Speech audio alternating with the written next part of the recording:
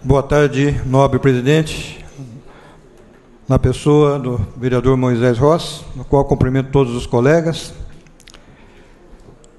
na presença do funcionário Sakai, que não frequenta muito esse plenário, cumprimento todos os funcionários.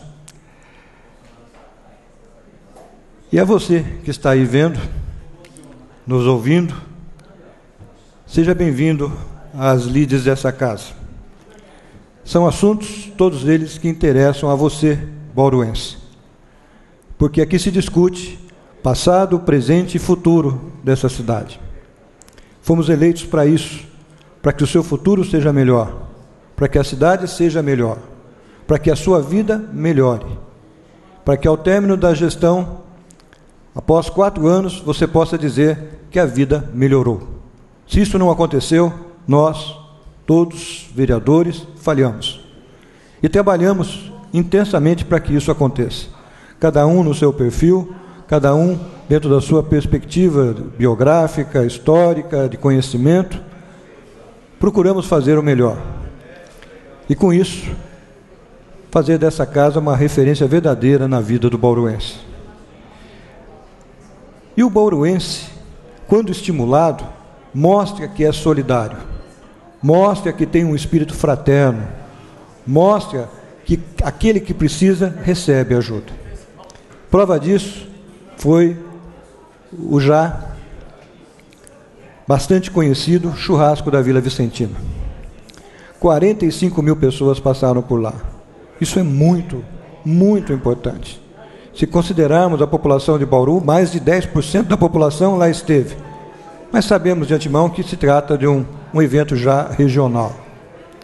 E o número recorde de voluntários mostra o altruísmo, a solidariedade de forma pungente, de forma muito forte. E isso voltado para o quê? Para o bem-estar de idosos. Isso é um grande avanço do ponto de vista comunitário, do ponto de vista social.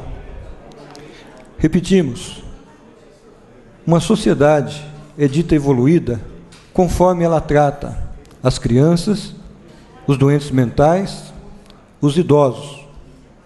E aqui, Bauru, a partir da comunidade, deu um exemplo exuberante de que os idosos não são esquecidos.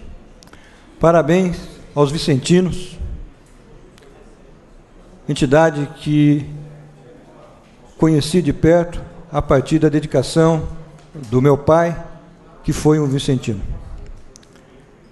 Aprendi a admirar a abnegação, a dedicação, e creio que meu pai foi um bom exemplo para mim, para minha pessoa, para os meus filhos e para aqueles que conviveram com ele. Meu pai foi secretário dos vicentinos durante alguns anos. Parabéns aos vicentinos por uma obra tão forte, tão necessária, tão importante para a cidade de Bauru. Um outro motivo de alegria. Finalmente temos uma faculdade de medicina? Ainda não, mas já temos uma escolhida. É a Universidade Uninove. Ainda há recursos dos demais pretendentes, mas começa a se materializar a tão sonhada Faculdade de Medicina. Nessa casa se discutiu muito a perspectiva de uma Faculdade de Medicina pública. Excelente, ótimo, mas no momento de crise, uma crise institucional sem precedentes na história recente desse país, será o melhor momento? Creio que não. Mas clamo aos meus pares, aos meus nobres colegas, que juntos possamos buscar empunhar essa bandeira, para que nós tenhamos uma faculdade de medicina pública, como já foi muito bem levantado por colegas em momentos distintos. E também por mim, que trabalhei muitos anos para que isso acontecesse. Não foi possível. Quase esgotamos as possibilidades do ponto de vista de das universidades estaduais e de uma delas federal. A demanda continua, mas nesse momento creio não ser uma prioridade, mas uma bandeira que cabe a todos nós. A Uninove conseguiu 420 vagas no interior de São Paulo, nos cursos de medicina nas diversas cidades. Esperamos que ela esteja à altura, que a sua logística permita, em breve tempo, fazer com que todas essas cidades sejam contempladas com um curso de qualidade, sustentado pelos mais médicos do ponto de vista de financiamento dos alunos, que haja o ineditismo e a inovação no seu currículo, para que possamos resolver a grande carência de médicos que esse país vive. Grande erro estratégico de todos os governos. Mas eu, que não defendo plenamente os mais médicos, acho que existem algumas questões que devem ser discutidas, mas o momento é de avançar e testar uma hipótese, uma tese que pode até dar certo. De qualquer forma, Bauru já vive a realidade dos mais médicos, temos médicos cubanos em Bauru e agora a Faculdade de Medicina. Esperamos que seja uma experiência exitosa, uma experiência que traga resultados práticos para você, bauruense, e para aqueles que vivem na região de Bauru.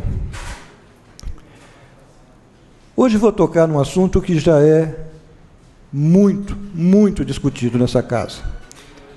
É a questão da água. Esse vereador, assim como outros vereadores já colocaram essa questão, vai apresentar uma série de projetos relacionados à gestão da água. Projetos já consolidados em algumas cidades, alguns aspectos inéditos, mas visitamos o DAI. E o que podemos observar a partir de uma descrição detalhada do seu presidente? E o que me fez visitar o DAI? Foi o relatório apresentado numa reunião nessa casa, quando da pretensão do aumento para 37% do pagamento da tarifa de água. Aquele relatório me impressionou do ponto de vista de pertinência, do ponto de vista de detalhamento, minúcia e, principalmente, uma preocupação social, no sentido de tornar claro qual o impacto aos diversos segmentos econômicos da cidade. Aquilo me fez ver que há algo mais na gestão do DAI, e fui conhecer. Sem sombra de dúvida, é uma entidade portentosa, historicamente importantíssima, porque também representa uma bandeira política, qual seja a não privatização do serviço da sua natureza. E o que podemos notar, um grande esforço de gestão em função de um legado operacional bastante negativo, o mais adverso. E notamos o que falta no DAI é o que falta na prefeitura. Meios, instrumentos, ferramentas para que a gestão possa se dar de forma moderna, atualizada, qual seja a informatização plena do serviço, tanto na questão do seu produto, qual seja a água, e principalmente relacionado aos vazamentos ocultos e tudo mais, quanto à pressão de água, quanto o próprio processo administrativo. Então fica patente a necessidade de uma reforma administrativa. Não falamos em demissões, mas uma revisão do organograma com impacto importante no fluxograma operacional, para que tenhamos um DAI moderno e compatível com a necessidade do bauruense. E trabalharemos nisso. Contatos iniciais com a Unesp, na área de ciência da computação. Trabalharemos para criar um convênio para que podemos ter um incremento tecnológico em diversos aspectos, principalmente no que tange aos vazamentos ocultos. Todos nós já fomos crianças. Todos nós temos mais de 25 anos. Então, nenhum de nós, na infância, vivemos a realidade do Estatuto da Criança e Adolescente. Um dos maiores avanços do ponto de vista de política para a infância e a adolescência. No entanto, há uma defasagem de conteúdo em função da modernidade, em função da violência, em função de uma sociedade cada vez mais desigual aonde reside a gênese da violência.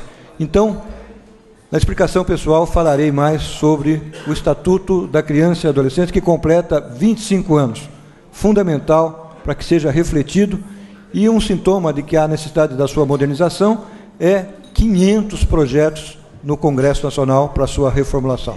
Obrigado pela condescendência, presidente.